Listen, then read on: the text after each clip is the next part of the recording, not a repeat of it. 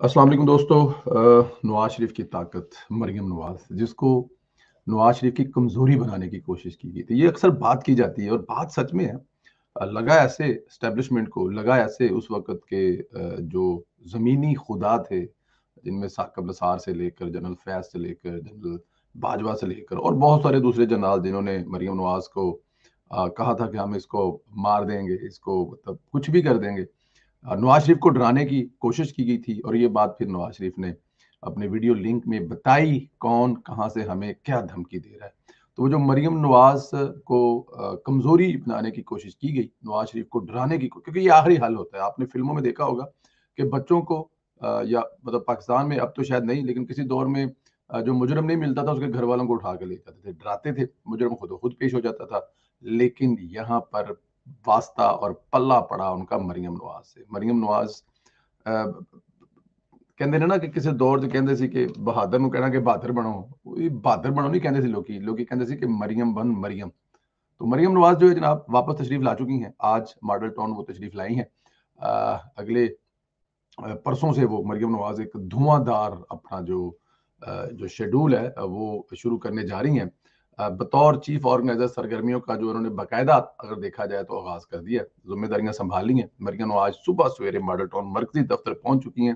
मरियम नवाज के लिए पार्टी को रीऑर्गेनाइज करना बहुत बड़ा चैलेंज होगा।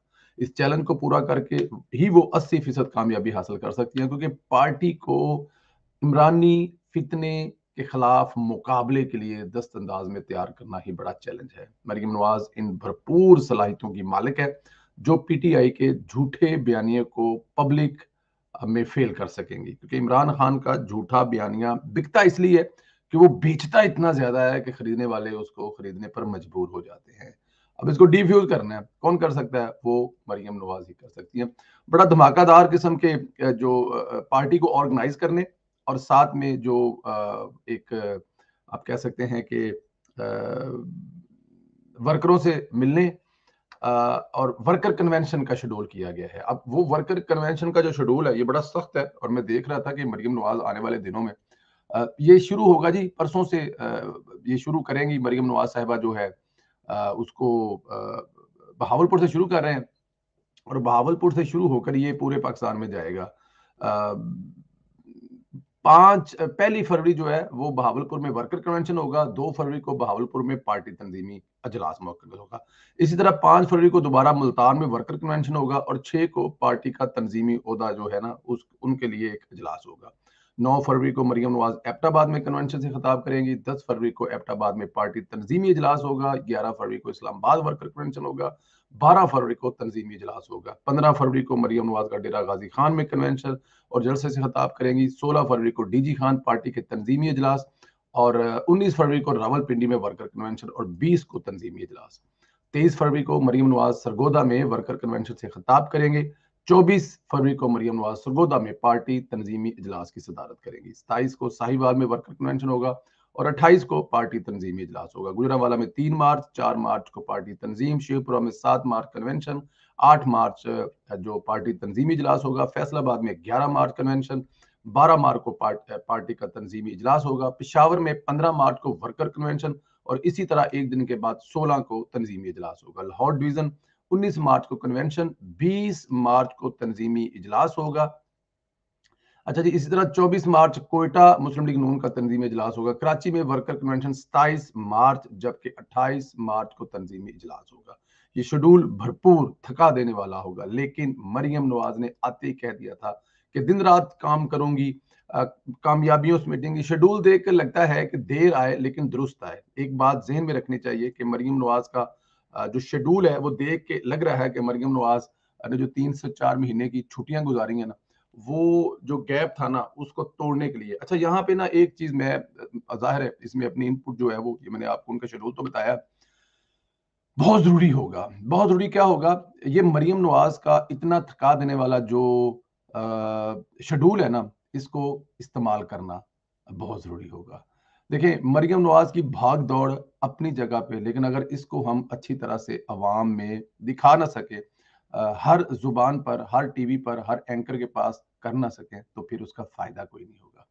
हर रात टीवी टॉक शो में मरियम नवाज की तकरीर का जो स्क्रिप्ट है वो डिस्कस होना चाहिए।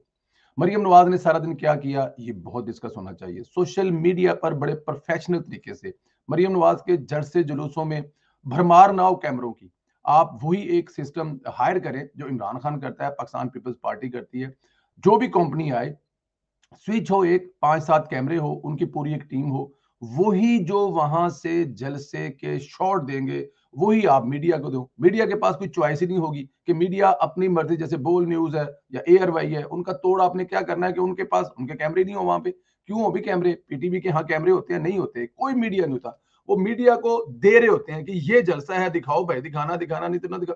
ये वो चीजें हैं जो करेंगी, करनी पड़ेंगी बड़े ऑफिशियल तरीके से। मरियम नवाज के मतलब जलसे से मोबाइलों से लोग बनाए, आजाद है, लेकिन कैमरे जो वहां पर इस्तेमाल हो रहे होते हैं वो मीडिया के ना हो, इनकी अपनी हायर की हुई टीम की हो, तो फिर मरियम नवाज के इस भागने दौड़ने का फायदा होगा। और अगर आपने सिर्फ भागना दौड़ना होगा और उसके बाद वो नहीं करना होगा जिसकी जरूरत है, तो मुश्किल पेश आ जाएगी। लेकिन आने वाले दिनों में हम अपने तौर पर ये करने की कोशिश करेंगे, पीएमएलएन की आला क़यादत और मरियम नवाज तक ये मैसेज पहुंचाने की कोशिश करेंगे। बाकी देखते हैं, अल्लाह खैर करेगा। अच्छा जी, दूसरी धमाकेदार खबर ये है कि शेख रशीद साहब जो है जनाब, उनका जो लाल हवेली है, महकमा औकाफ ने एफआई और पुलिस की भारी नफरी के साथ लाल हवेली पहुंचे। शेख रशीद की रहायशगाह को, लाल हवेली को 2 यूनिट्स समेत 7 अराजी यूनिट्स को सील कर दिए हैं। ये कार्रवाई रात के वक्त की गई है क्योंकि शेख रशीद कार्रवाई में दखल अंदाजी कर रहा था। काफी अरसे से मामला चल रहा था। पंजाब में अपनी हुकूमत के बायस ये कार्रवाई रोक देता था, कभी अदालत से स्टे भी ले लेता था। लाल हवेली के बाकी यूनिट्स पर भी आज या कल सील कर दिए जाएंगे। शेख रशीद को पता था कि मेरी भी गिरफ्तारी हो सकती है, इसलिए वो रात गए फरार हो गया था और इस्लामाबाद में कहीं छुप गया था।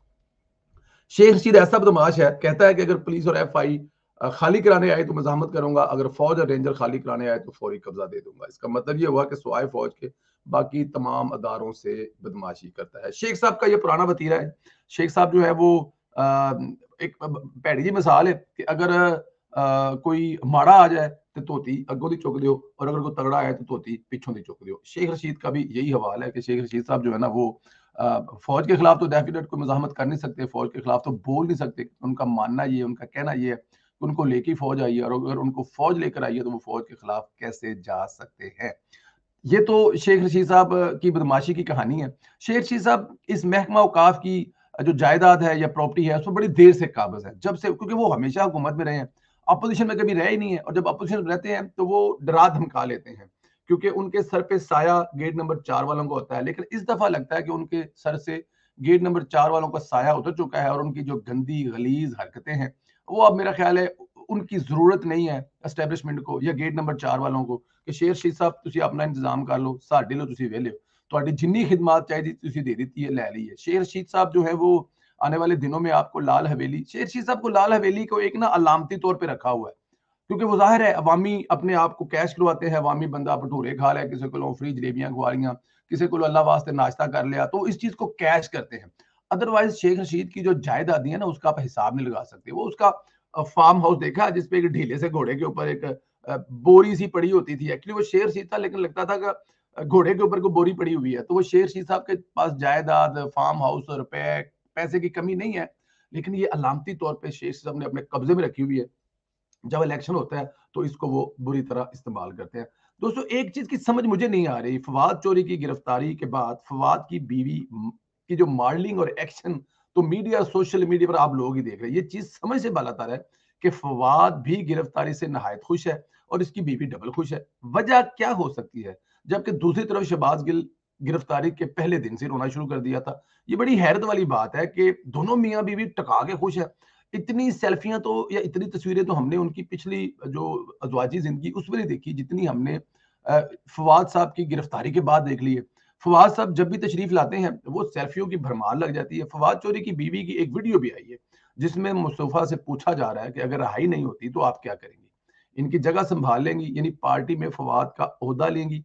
तो मसूफा इंतहाई खुशी से जवाब दे रही है, इतनी खुशी कि आप अभी आपको वीडियो दिखाते हैं, उनके दांत ऐसे दिखाई दे रहे हैं कि जैसे बस छड़ दो गला। मसूफा फरमाती हैं ये तो अब पार्टी फैसला करेगी, यानी पहले लम्हे उन्होंने तस्लीम कर लिया। फवाद बाहर नहीं आ रहा, फिर अचानक याद आया तो कह दिया अल्लाह ना करे वो बाहर ना आए। यूं लग रहा है जैसे जो है ना वो लाटरी लगी। मैं वीडियो दिखाता हूँ आपको, जरा पहले वीडियो देख लें, फिर उस पर इस पे बात करते हैं। डिसाइड करेंगे। आई नो ये जवाब ये दोबारा सुने जी। ये खान साहब डिसाइड करेंगे। आई नो ये जवाब पार्टी डिसाइड करेगी। हाँ, अगर वो कहेंगे तो अल्लाह ना करे जी वो बाहर आएंगे, ये खान साहब डिसाइड करेंगे। जी दोबारा सुनिए जरा, ये खान साहब खुशियां डिसाइड देखो जरा करेंगे। तुसी। आई नो ये जवाब पार्टी डिसाइड करेगी। हाँ, अगर वो कहेंगे तो अल्लाह ना करे जी वो बाहर आएंगे। पहले तो जी कहा जी कि ठीक है जी पार्टी डिसाइड करी, बल्कि पार्टी भी नहीं डिसाइड करेगी जी। पार्टी कौन होती है डिसाइड करने में? असद उमर डिसाइड करेगा, या शाह महमूद कुरैशी डिसाइड करेगा, या फर हबीब डिसाइड करेगा? कौन डिसाइड करेगा? नहीं, खान साहब डिसाइड करेंगे। अब खान साहब डायरेक्ट पर्सनल नंबर से राब्ते पर है, और फवाद चौधरी साहब जो हैं, अगर वो 2 4 6 महीने के लिए किसी लंबे केस में अंदर चले जाते हैं, तो फिर खान साहब कहें जी कि जाहिर है अब आप अवेलेबल नहीं है, घर पे नहीं है, और औरत जात का मामला है, तो इसलिए पार्टी का ओहदा दे रहे हैं ताकि आपकी जगह भी कोई और ना संभाल सके, और हिबा साहिबा जो है वो मतलब आती जाती भी रहे, पार्टी के तंजीमी मामलात भी चलाती रहे, ताकि फवाद चौधरी की किसी किस्म की कमी ना महसूस हो। और हमें लगता ये है कि यहाँ पर सारी पार्टियां खुश हैं, खान साहब भी खुश हो जाएंगी, और फवाद चौधरी तो बड़ा ही खुश है, उसकी तो सेल्फियों और तस्वीरों से नजर आ रहा है कि सबसे ज्यादा मौज तो शायद उसकी लगी हुई है। अब समझ नहीं लगी, या तो वो इस बात से खुश है कि पता नहीं किस बात से खुश है, दिल नहीं करता कि आपसे बहुत सारी चीजें दिल में तो आती हैं कि आपको बताई जाए किस बात पे खुश है, लेकिन फवाद साहब जो है वो टकामे करके खुश है, फवाद के घर वाले भी खुश हैं, और इमरान खान की खुशी तो फिर आपको लोगों को अंदाजा है ही है कि वो कितना खुश है। अपना ख्याल रखें, इजाजत दें, इंशाल्लाह शाम वाले वीलों में मुलाकात होगी।